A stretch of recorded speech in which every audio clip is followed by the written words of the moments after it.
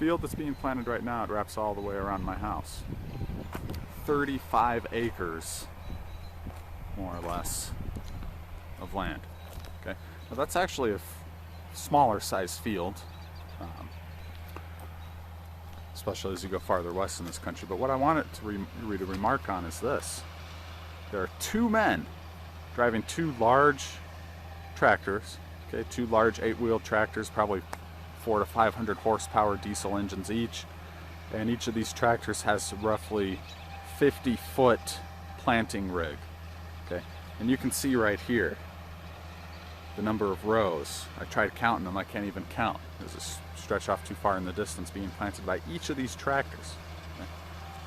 Two men are going to plant this field. They've been here for probably about half an hour. I imagine within another 2 hours or so they will be done.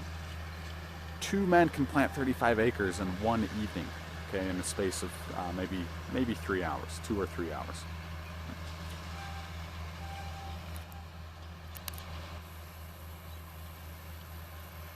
Now, if you've ever wondered what exactly is an acre, it's a little close-up action.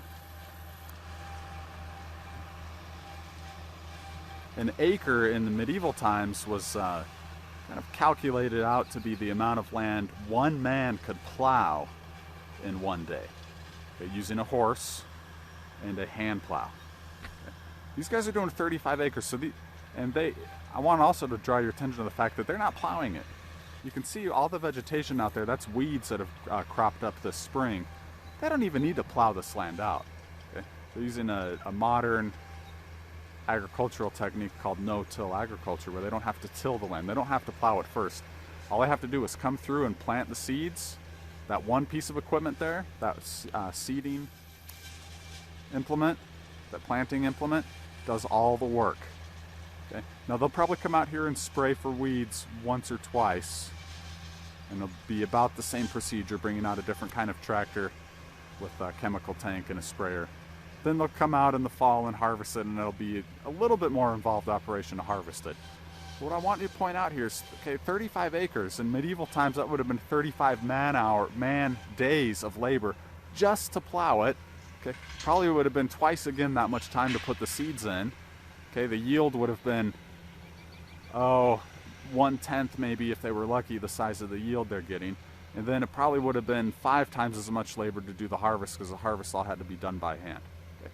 What we're observing here, and I don't want us to take this for granted, even though it's kind of a common sight in this part of the country, but what we are observing is the application of capital to agriculture. And it's just a fascinating result that we get in the form of high productivity from a very low amount of labor.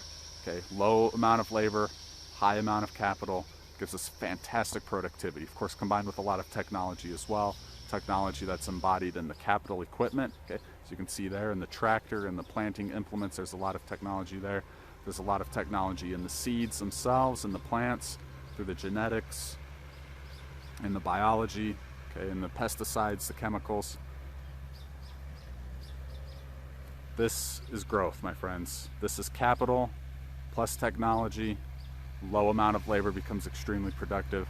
And this is why, maybe only 1% of the country, even less than that, is still farmers today. This is what it's all about.